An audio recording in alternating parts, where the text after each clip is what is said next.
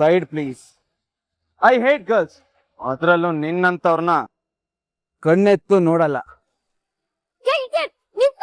ನನ್ ಬಗ್ಗೆ ಗೊತ್ತಿಲ್ಲ ಮಾತಾಡ್ತಿದ್ಯಾ? ಹೋಗ್ಲಿ ತರುಣ ಎಲ್ಲ ಎಕ್ಕುಟ್ಟು ಹೋಯ್ತು ಕೊಡು. ನಿನ್ನಂತ ಸುಮ್ಮನೆ ಬಿಡಲ್ಲ ನಾನು. ನನಗೆ ಆಟಿಟ್ಯೂಡ್ ತೋರ್ಸೋಗ್ತೀಯಾ ನಿನ್ನ?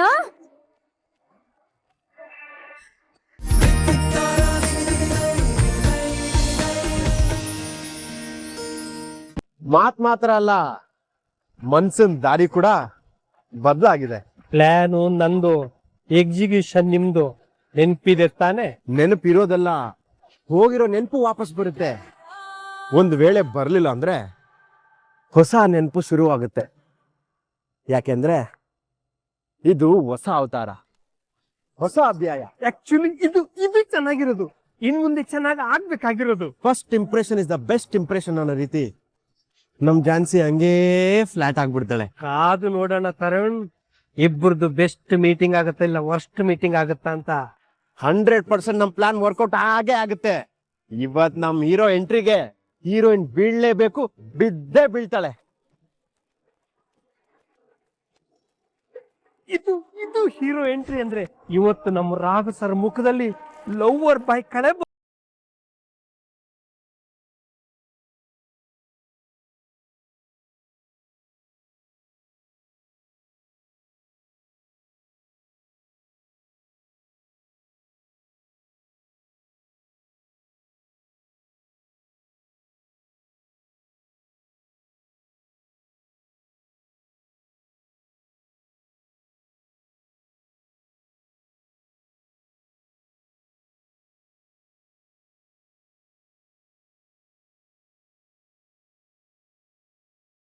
ಹೆಂಗೆ ನಮ್ hero entry? Super, fantastic, extraordinary. ಏನು ನಮ್ ಜಾನ್ಸಿ ಫುಲ್ ಫ್ಲಾಟಾ?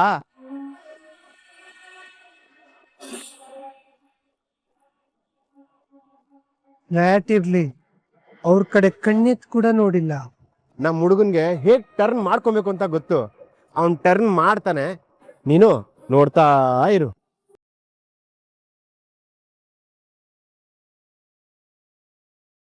ಏನಿದು?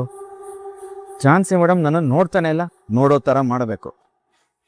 ಸ್ಪೆಷಲ್ ಆಗಿರೋ ಝಾನ್ಸಿ ಮೇಡಮ್ಗೆ ಸ್ಪೆಷಲ್ ಆಗಿ ಅಟ್ರಾಕ್ಷನ್ ನ ಗ್ರಾಬ್ ಮಾಡ್ಕೋಬೇಕು.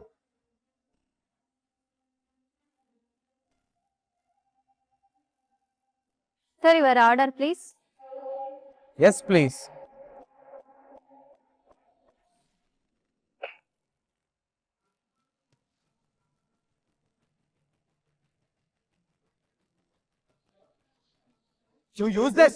ಎಲ್ಲಿಂದ ಬರ್ತೀರಾ ನೀವೆಲ್ಲ? Sorry sir. ವಾಟ್ ಸಾರಿ? ಇಂಥ ಕೆಲಸ ಮಾಡಕ್ ಬರಲ್ಲ ಅಂತ ಯಾಕ್ರಿ ಬರ್ತೀರಾ? ಹೋಗಿ ಹೋಗಿ ನಿಮ್ಮಂತ ಹುಡುಗಿಯರ್ನ ಇಲ್ಲಿ ಕೆಲ್ಸಕ್ಕೆ ಇಟ್ಕೊಂಡಿದಾರಲ್ಲ ಅವ್ರಿಗೆ ಹೇಳಬೇಕು. ಸರ್ ಪ್ಲೀಸ್ ಕೋಪ ಮಾಡ್ಕೋಬೇಡಿ, ನಾನು ನಿಮ್ಗೆ ಇನ್ನೊಂದು ಕಾಫಿ ತಂದ್ಕೊಡ್ತೀನಿ. ಏಯ್, ನೀನ್ ಹೋಗಿ ಕಾಫಿ ತಗೊಂಡ್ ಬರ್ಬೋದು, ಆದ್ರೆ ಹಾಳಾಗಿರೋ ನನ್ ಮೂಡನ್ನ ವಾಪಸ್ ತರ್ತೀಯಾ? ಆಗುತ್ತಾ ನಿನ್ನಿಂದ? ಈ ಹೆಣ್ಣು ಜಾತಿನೇ ಇಷ್ಟು ಗಂಡಸ್ರು ಮೂಡ್ನ ಹಾಳು ಮಾಡಕ್ಕೆ ಅಲ್ವಾ ಇರೋದು. ನಿಮ್ಮಂತ ಹೆಣ್ಮಕ್ಳು ಮದ್ವೆ ಮಾಡ್ಕೊಂಡು ಗಂಡ ಮಕ್ಳು ಅಂತ ಮನೇಲೆ ಅಡ್ಗೆ ಮಾಡ್ಕೊಂಡು ಕಷ್ಟೇ ಲಾಯಕ್ಕು. ಇಂಥ ಕೆಲ್ಸಕ್ ಬಂದು ನಮ್ಮಂತವ್ರಿಗೆ ಯಾಕೆ ಇರಿಟೇಟ್ ಮಾಡ್ತೀರಾ? ನೀವೆಲ್ಲ ಏನೋ ಮಾಡ್ತೀರಾ ಅಂತ ನಂಬಿ ಕೆಲ್ಸ ಕೊಡ್ತೀವಲ್ಲ ನಮ್ಮಂತ ಗಂಡಸರು, ನಮ್ದೇ ತಪ್ಪು. ಮೊದ್ಲೇ ನಿಮ್ಗೆಲ್ಲ ಮನೆ ಕೆಲ್ಸ ಮಾಡ್ಕೊಂಡಿರು ಹೋಗಮ್ಮ ಅಂತ ಹೇಳಿದಿದ್ರೆ ಇಂಥ ಎಡವಟ್ ಕೆಲ್ಸಗಳಾಗ್ತಿರ್ಲಿಲ್ಲ. ಈ ಹೆಂಗಸ್ರೇ ಇಷ್ಟು ಹೊರಗಡೆ ಬಂದು ಒಂದು ಕೆಲ್ಸ ಮಾಡಕ್ ಲಾಯಕ್ಕೆ ಇಲ್ಲ.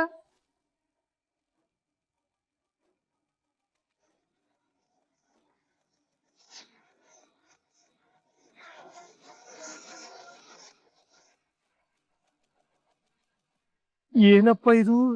ಪ್ರಥಮ ಚುಂಬನಂ ದಂತ ಭಗ್ನಂ ಆಗೋ ತರ ಇದೆ. ನಾವೊಂದ್ ಹೇಳಿದ್ರೆ ಇವ್ರು ಇನ್ನೊಂದ್ ಮಾಡ್ತಾ ಇದಾರೆ. Excuse me mister. Mind your own business. ಹುಡ್ಗ ಒಂದ್ ಸ್ವಲ್ಪ ಹ್ಯಾಂಡ್ಸಮ್ ಆಗಿ ಕಾಣಿಸಂಗಿಲ್ಲ, ಈ ರೀತಿ ಬಂದು ಪೋಸ್ ಕೊಡ್ಕೊಂಡು ನಿಂತ್ಕೋತಾರೆ. That's why I hate girls. Hello mister. First of all ನನಗೆ ಹುಡುಗಿರ ಹತ್ರ ಮಾತಾಡಕ್ ಇಷ್ಟನೇ ಇಲ್ಲ. ಬಬ್ಬ ಹುಡ್ಗ ಒಂದ್ ಸ್ವಲ್ಪ ಚೆನ್ನಾಗಿ ಕಾಣಿಸಂಗಿಲ್ಲ, ಈ ರೀತಿ ಬಂದು ಮಾತಾಡಕ್ ಕಾಯ್ತಾ ನಿಂತ್ಬಿಡ್ತೀರಲ್ವಾ? ಫಸ್ಟ್ ಆಫ್ ಆಲ್ ನಿನ್ನ ಏನು ಅಂತ ಮುಚ್ಚ್ರಿ ಬಾಯ್ನ. ನಿಮ್ಮಂತ ಹುಡುಗಿರ್ನ ನಾನು ಎಷ್ಟು ನೋಡಿಲ್ಲ. ಇವಾಗ ಈ ಹುಡುಗಿಗೆ ಸಪೋರ್ಟ್ ಮಾಡೋ ತರ ಬಂದು ಎಲ್ರ ಮುಂದೆ ಬಿಲ್ಡಪ್ ತಗೊಳೋದು, ಆಮೇಲೆ ಬಂದು ಸಾರಿ ರೀ ನನಗೆ ವಿಷಯನೇ ಗೊತ್ತಿರ್ಲಿಲ್ಲ ಅಂತ ನೈಸ್ ಆಗಿ ಮಾತಾಡಿ ಫ್ರೆಂಡ್ಶಿಪ್ ಮಾಡ್ಕೊಳಕ್ಕೆ ಟ್ರೈ ಮಾಡೋದು. ಎಸ್, ನಾನೇ ಹೇಳ್ತಾ ಇರೋದು. ನಿನ್ನ ಮನ್ಸಲ್ಲಿ ಅಂತ ಉದ್ದೇಶ ಇರ್ಲಿಲ್ಲ ಅಂದ್ರೆ ನೀನ್ ಯಾಕೆ ಇಂಟರ್ಫಿಯರ್ ಆಗ್ತಿದೆ? ಬೇರೆಯವರೆಲ್ಲ ಸುಮ್ನೆ ಕೂತಿಲ್ವಾ? ನೀನು ಹಾಗೆ ಇರ್ಬೇಕಿತ್ತು.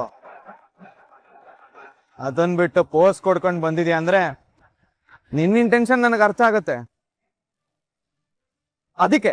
ಅದಕ್ಕೆ ಇತ್ತೀಚೆಗೆ ನನಗೆ ಈ ತರ ಕಾಫಿ ಶಾಪ್ಗೆ ಹೋಗಕ್ಕೆ ಇರಿಟೇಟ್ ಆಗತ್ತೆ. ಹೇ, ಕರೆಕ್ಟ್ ಆಗಿ ಕೇಳಿಸ್ಕೊ. ನೀನ್ ಎಷ್ಟೇ ಪ್ರಯತ್ನ ಮಾಡಿದ್ರು ನನ್ನ ಇಂಪ್ರೆಸ್ ಮಾಡಕ್ ಆಗದೇ ಇಲ್ಲ. ಮೈಂಡೆಡ್.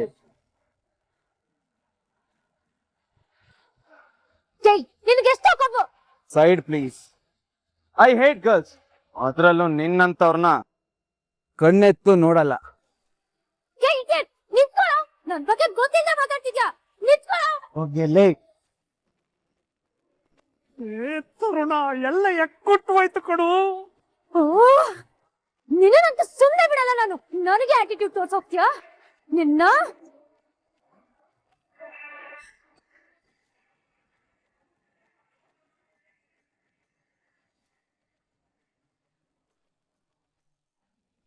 ಮಾಡೋ ಎಡ್ವರ್ಟ್ ಎಲ್ಲ ಮಾಡಿ ಇಲ್ಲಿ ಬಂದು ಸ್ಟೈಲಾಗಿ ಪೋಸ್ಟ್ ಕೊಡ್ತಾ ಇದ್ಯಾ?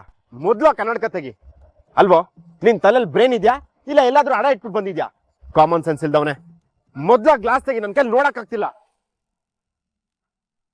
ಆಹಾ ರಾಘು ಸರ್, ಝಾನ್ಸಿ ಮೇಡಮ್ ದೃಷ್ಟಿಲಿ ಹೀರೋ ಆಗ್ತೀರಾ ಅನ್ಕೊಂಡ್ರೆ ವಿಲನ್ ಆಗ್ಬಿಟ್ರಲ್ಲ ಸರ್. ನಿಮ್ಗೆ ಏನ್ ಹೇಳ್ಬೇಕು? ಆಗಲ್ಲ ಕಣ, ನಿನಗ್ ಬುದ್ಧಿ ಹೇಳಕ್ಕೆ ನಮ್ ಕೈಲಿ ಆಗಲ್ಲ. ನಾವ್ ಇಷ್ಟೆಲ್ಲ ಕಷ್ಟಪಟ್ಟು ಪ್ಲಾನ್ ಮಾಡಿ ಝಾನ್ಸಿ ಮೇಡಮ್ ಮನ್ಸಲ್ಲಿ ಗುಡ್ ಇಂಪ್ರೆಷನ್ ಕ್ರಿಯೇಟ್ ಮಾಡೋ ಅಂತ ಕಳ್ಸಿದ್ರೆ ಹೋಗಿ ಹೋಗಿ ಬ್ಯಾಡ್ ಇಂಪ್ರೆಷನ್ ಕ್ರಿಯೇಟ್ ಮಾಡ್ಕೊಂಡ್ ಬಂದಿದ್ಯಲ್ಲೋ. ಮೊದ್ಲೇ ಅವರಿಗೆ ಗಂಡು ಜಾತಿ ಅಂದ್ರೆ ಆಗಲ್ಲ, ಅಂತದ್ರಲ್ಲಿ ನೀವು ಅವರಿಗೆ ಹೆಣ್ಣು ಜಾತಿ ಅದು ಇದು ಅಂತ ಹೇಳಿ ಅವ್ರ ಕೋಪದ ಕೆಂಗನಿಗೆ ಗುರಿ ಆಗ್ಬಿಟ್ರಲ್ಲ ಸರ್. ಝಾನ್ಸಿ ಮುಂದೆ ಒಳ್ಳೆಯವನಾಗಿದ್ರೆ ಅವಳ ಮನ್ಸ್ ಗೆಲ್ಲೋದ್ ಕಷ್ಟ. ಇನ್ನು ನೀನು ಅವಳ ದೃಷ್ಟಿಯಲ್ಲಿ ಕೆಟ್ಟವನಾಗಿದ್ಯಾ, ಮುಗೀತು ಕತೆ. ಸರ್, ಇವತ್ತು ನೀವು ಮಾಡಿರೋ ತಪ್ಪು ಸಾಮಾನ್ಯವಾದ ತಪ್ಪಲ್ಲ. ಅವ್ರು ಈಗೋಗಿ ಹರ್ಟ್ ಮಾಡಿದಿರಾ. ಇದ್ರ ಪರಿಣಾಮ ಏನಾಗತ್ತೆ ಗೊತ್ತಾ? ನನ್ನನ್ನೇ ಹುಡ್ಕೊಂಡ್ ಬರ್ತಾರೆ. ಅಪ್ಪ ತಂದೆ ಎರಡು ಒಂದೇ. ನೀನ್ ಸುಮ್ನೆ ಇರೋ ರಾಯ್. ಅವ್ರು ಯಾಕೋ ನಿನ್ನ ಹುಡ್ಕೊಂಡ್ ಬರ್ತಾರೆ? ನನಗೆ ಹಳೆ ಝಾನ್ಸಿ ಮೇಡಮ್ ಕ್ಯಾರೆಕ್ಟರ್ ಏನು ಅಂತ ತುಂಬಾ ಚೆನ್ನಾಗಿ ಗೊತ್ತು. ಇವಾಗ ನಾನು ಕಾಸ್ಟ್ಯೂಮ್ ಚೇಂಜ್ ಮಾಡ್ಕೊಂಡು ನನ್ನ ಸ್ಟೈಲ್ ಚೇಂಜ್ ಮಾಡ್ಕೊಂಡು ಅವ್ರ ಮುಂದೆ ಹೋಗಿದ ತಕ್ಷಣ ನನಗೋಸ್ಕರ ಇಂಪ್ರೆಸ್ ಆಗಿ ಗಂಡಸ್ರ ಮೇಲಿರೋ ಭಾವನೆನ ಬದಲಾಯಿಸ್ಕೊಂತಾರೆ ಅಂತ ಅನ್ಕೊಂಡಿದ್ದೀರಾ? No, never. ಇಂಥ ಚೀಪ್ ಗಿಮಿಕ್ಸ್ ಎಲ್ಲ ನನ್ನ ಝಾನ್ಸಿ ಮೇಡಮ್ ಯಾವತ್ತೂ ಇಂಪ್ರೆಸ್ ಆಗಲ್ಲ, ಬದಲಾಗೋದು ಇಲ್ಲ. ಇಷ್ಟೆಲ್ಲ ಗೊತ್ತಿದ್ದು ನೀನ್ ಯಾಕೋ ಚೇಂಜ್ ಆದೆ? ನಿಮ್ಗೋಸ್ಕರನೇ ಕಣ್ರಪ್ಪ. ಯಾಕಂದ್ರೆ ರಾಘು ಅವ್ರನ್ನ ಇಂಪ್ರೆಸ್ ಮಾಡೋದಕ್ಕೋಸ್ಕರ ಏನು ಮಾಡಲ್ಲ ಅಂತ ಅನ್ಕೊಳ್ತಿರಲ್ಲ, ಅದಕ್ಕೆ. ಅವ್ರಿಗೋಸ್ಕರ ನಾನು ಏನ್ ಬೇಕಾದ್ರೂ ಮಾಡ್ತೀನಿ ಅಂತ ನಿಮ್ಗಳಿಗೆ ಅರ್ಥ ಮಾಡ್ಸೋದಿಕ್ಕೆ. ನೋಡ, ಬದಲಾವಣೆ ಆಗಿರೋದು ನನ್ನ ಡ್ರೆಸ್ಸು, ನನ್ನ ಸ್ಟೈಲ್ ಅಷ್ಟೇ. ಆದ್ರೆ ಮನ್ಸಲ್ಲಿ ಅದೇ ಹಳೇ ರಾಘವೇಂದ್ರನೇ. ಅವತ್ತು ಅವ್ರು ಪಡ್ಕೋಬೇಕು ಅಂತ ಹಠ ಇತ್ತು, ಇವಾಗ್ಲೂ ಇದೆ, ಮುಂದೇನೂ ಇರುತ್ತೆ. ಸರ್, ತುಂಬಾ ಕನ್ಫ್ಯೂಸ್ ಮಾಡ್ತಾ ಇದ್ದೀರಾ. ನಿಮ್ಗೆ ಆ ರೀತಿ ಹಠ ಇದ್ರೆ ಮೇಡಮ್ ಮುಂದೆ ಹಾಗೆ ನಡ್ಕೊಂಡ್ರಿ. ನೋಡು ರಾಯ್, ನಾವ್ ಅನ್ಕೊಂಡಿರೋ ಕೆಲಸ ನೇರವಾಗಿ ಹೋದ್ರು ಆಗಲ್ಲ ಅಂತ ಗೊತ್ತಾದ್ಮೇಲೆ ರಿವರ್ಸ್ ಗೇರ್ ಅಲ್ಲಿ ಹೋಗ್ಬೇಕು. ಸ್ಟೈಲ್ ಆಗಿ ಹೋಗಿ ಝಾನ್ಸಿ ಮೇಡಮ್ ಮುಂದೆ 4 ಡೈಲಾಗ್ ಹೊಡೆದಿದ ತಕ್ಷಣ ಇಂಪ್ರೆಸ್ ಆಗೋಗ್ತಾರೆ ಅಂತ ಅನ್ಕೊಂಡ್ರೆ ನಮ್ಮಂತ ಮುಟ್ಟಾಳ್ರು ಯಾರು ಇರಲ್ಲ. ಆಯ್ತು, ಒಂದ್ ವೇಳೆ ಆ ರೀತಿ ಯೋಚನೆ ಮಾಡ್ಕೊಂಡು ನಾನು ಹೋಗಿ ಡೈರೆಕ್ಟ್ ಆಗಿ ಪ್ರಪೋಸ್ ಮಾಡ್ದೆ ಅಂತ ಇಟ್ಕೊಳ್ಳಿ, ಕಾಪಾಳಕ್ ಬಾರ್ಸ್ ಹೋಗ್ತಾರಷ್ಟೇ. ಮತ್ ಹೇಗಪ್ಪ ಮಾಡ್ಬೇಕು? ನೋಡು ಮಗ, ಝಾನ್ಸಿ ಮೇಡಮ್ ಅಂತ ಹುಡ್ಗಿರ್ ಮನ್ಸನ್ನ ಇಂಪ್ರೆಸ್ ಮಾಡ್ಬೇಕು ಅಂದ್ರೆ ಮೊದ್ಲು ಅವ್ರ ಈಗೋನ ಹರ್ಟ್ ಮಾಡ್ಬೇಕು, ಆಮೇಲೆ ಅವ್ರ ಮನ್ಸಿಗೆ ಹತ್ರ ಆಗ್ಬೇಕು. ಸರ್, ನನ್ ತಲೆ ಕೆಟ್ಟು ಗೊಬ್ಬರಾಗ ಹೋಗಿದೆ. ನೀವು ಮತ್ತಷ್ಟು ಕೆಡ್ಸ್ಬೇಡಿ ಸರ್. ಅವ್ರು ಈಗೋಗಿ ಹರ್ಟ್ ಆದ್ರೆ ನೀವ್ ಹೇಗ್ ಸರ್ ಅವ್ರಿಗೆ ಹತ್ರ ಆಗ್ತೀರಾ? ಅಲ್ವಾ, ಝಾನ್ಸಿಗೆ ಇಷ್ಟ ಆದವ್ರನ್ನೇ ಹತ್ರ ಇಟ್ಕೊಳಲ್ಲ. ನಿನ್ ಪ್ಲಾನ್ ಏನು, ನಿನ್ ಲಾಜಿಕ್ ಏನು ಅನ್ನೋದೇ ನಮ್ಗೆ ಅರ್ಥ ಆಗ್ತಾ ಇಲ್ವಲ್ಲೋ. ಪಾಸಿಟಿವ್ ಆರ್ ನೆಗೆಟಿವ್, ಒಟ್ನಲ್ಲಿ ಝಾನ್ಸಿ ಮೇಡಮ್ ಯಾವಾಗ್ಲೂ ನನ್ನ ಬಗ್ಗೆ ಯೋಚನೆ ಮಾಡ್ತಿರ್ಬೇಕಷ್ಟೇ. ವಿಷ್ಣು ತನ್ನ ದ್ವಾರಪಾಲಕರ ಶಾಪಕ್ಕೆ ತುತ್ತಾದಾಗ ಮತ್ತೆ ತನ್ನ ಬಳಿ ಸೇರೋದಿಕ್ಕೆ ಶತ್ರುಗಳಾಗಿ 3 ಜನ್ಮ ತಾಳು ಬರ್ತಿರೋ ಅಥವಾ ಮಿತ್ರರಾಗಿ 7 ಜನ್ಮ ತಾಳು ಬರ್ತಿರೋ ಅಂತ ಕೇಳಿದಾಗ 3 ಜನ್ಮ ಆದ್ರೂ ಸಾಕು, ಆದ್ರೆ ಶತ್ರುಗಳಾಗೆ ಬರ್ತೀವಿ ಅಂತ ಹೇಳಿದ್ರಲ್ಲ, ಇದು ಹಾಗೆ. ಅವ್ರು ನನ್ನ ಬಗ್ಗೆ ಕೋಪ ಮಾಡ್ಕೊಂಡ್ರು ಸರಿ, ಆದ್ರೆ ನನ್ನ ಬಗ್ಗೆನೇ ಯೋಚನೆ ಮಾಡ್ಬೇಕಷ್ಟೆ. ಅಷ್ಟಿದ್ದಿದ್ರೆ ಅಲ್ಲಿ ಹೋದಾಗ ಅವ್ರ ಹತ್ರ ಗುಡ್ ಇಂಪ್ರೆಷನ್ ಕ್ರಿಯೇಟ್ ಮಾಡಿ ಅವ್ರಿಗೆ ಹತ್ರ ಆಗ್ಬೋದಾಗಿತ್ತು ತಾನೆ. ಹಾಗಿದ್ರೆ ನಿಮ್ ಪ್ರಕಾರ ನಾನು ಇವಾಗ ಏನ್ ಮಾಡ್ಬೇಕಿತ್ತು? ಸಾರ್, ಹುಡುಗಿ ತಪ್ಪು ಮಾಡಿದಾಗ ಪರವಾಗಿಲ್ಲಮ್ಮ ಅಂತ ಹೇಳಿ ಧೈರ್ಯ ಹೇಳ್ಬೇಕಿತ್ತು. ಸಿನಿಮಾಗಳಲ್ಲಿ ತೋರ್ಸೋ ತರ ಈ ವಯಸ್ಸಾಗಿರೋ ಅಜ್ಜಿನ ರೋಡ್ ದಾಟ್ಸೋದು, ಇಲ್ಲ ಕಷ್ಟದಲ್ಲಿರೋ ಹೆಣ್ಮಕ್ಳಿಗೆ ಸಹಾಯ ಮಾಡೋದು ಅಂತದ್ದೇನಾದ್ರೂ ಮಾಡ್ಬೇಕು ತಾನೆ. ಅದಕ್ಕೆಲ್ಲ ಇಂಪ್ರೆಸ್ ಆಗೋ ಕ್ಯಾರೆಕ್ಟರ ನನ್ ಝಾನ್ಸಿ ಮೇಡಮ್ದು. ಒಂದ್ ವೇಳೆ ಇಂಪ್ರೆಸ್ ಆಗಿದ್ರು ಆ ಕ್ಷಣಕ್ಕೆ very good, keep it up, good job ಅಂತ ಹೇಳ್ತಿದ್ರೆ ಹೊರತು ಮನ್ಸಲ್ಲಿ ಇಟ್ಕೊಂಡು ಕನ್ಸ್ ಕಾಣ್ತಿರ್ಲಿಲ್ಲ. ಸರ್, ಇವಾಗ ನೀವು ಮಾಡಿರೋ ಗನಂದಾರಿ ಕೆಲ್ಸಕ್ಕೆ ಅವ್ರೇನ್ ಕನ್ಸ್ ಕಾಣ್ತಾರಾ? ಇಲ್ಲ, ನನ್ನನ್ನ ದ್ವೇಷ ಮಾಡ್ತಾರೆ. ಅವರಿಗೆ ಈಗೋ ಹರ್ಟ್ ಆಗಿರೋದ್ರಿಂದ ಕುಂತ್ರು ನಿಂತ್ರು ನನ್ನ ಬಗ್ಗೆನೇ ಯೋಚನೆ ಮಾಡ್ತಾರೆ. ನಿದ್ದೆ ಮಾಡೋದಕ್ಕೆ ಹೋದ್ರೆ ಕನ್ಸಲ್ಲೂ ಡಿಸ್ಟರ್ಬ್ ಆಗ್ತಾರೆ. ನೋಡೋ, negative into negative equals to positive ಆಗುತ್ತೆ.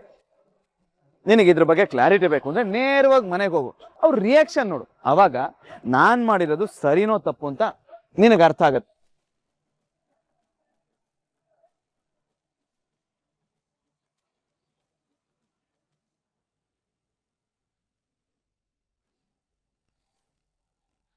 Excuse me mister. Mind your own business.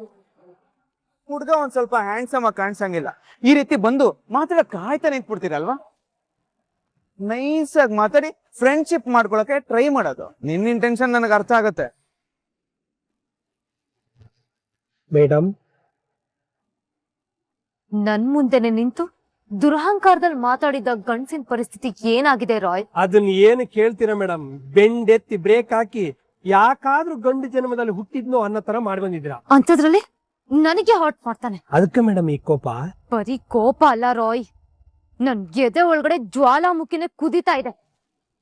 ಅವ್ನ್ ನನ್ ಬಗ್ಗೆ ಲೈಫ್ ಲಾಂಗ್ ನೆನ್ಪಿಟ್ಕೊಂಡಿರ್ಬೇಕು. ಹಾಗೇನಾದ್ರೂ ಮಾಡ್ಬೇಕು ರಾಯ್. ಹೌದು ಮೇಡಮ್, ಅವನಿಗೆ ಅಂತ ಪಾಠನೇ ಕಲಿಸ್ಬೇಕು.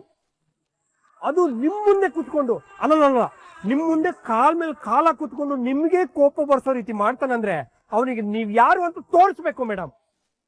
ಬಿಡಲ್ಲ, ಅವನನ್ ಮಾತ್ರ ಸುಮ್ನೆ ಬಿಡಲ್ಲ. ನಾನ್ ಯಾರು ಅಂತ ಅವನಿಗೆ ತೋರಿಸ್ತೀನಿ. ಮೇಡಮ್, ಅವ್ನು ಯಾರು ಎತ್ತ ಅನ್ನೋ ಡೀಟೇಲ್ಸ್ ಕಲೆಕ್ಟ್ ಮಾಡ್ಲಾ? ಅದ್ರ ಅವಶ್ಯಕತೆ ಇಲ್ಲ. ಹಾಗಿದ್ರೆ ಅವ್ನು ಎಲ್ಲಿದ್ದಾನಂತ ತಿಳ್ಕೊಂಡು ಎತ್ತಕೊಂಡ್ ಬಂದ್ಬಿಡ್ಲಾ? ಬೇಡ. ಮತ್ತೆ ಅವನಿಗೆ ಪಾಠ ಹೇಗ್ ಕಲ್ಸೋದು ಮೇಡಮ್?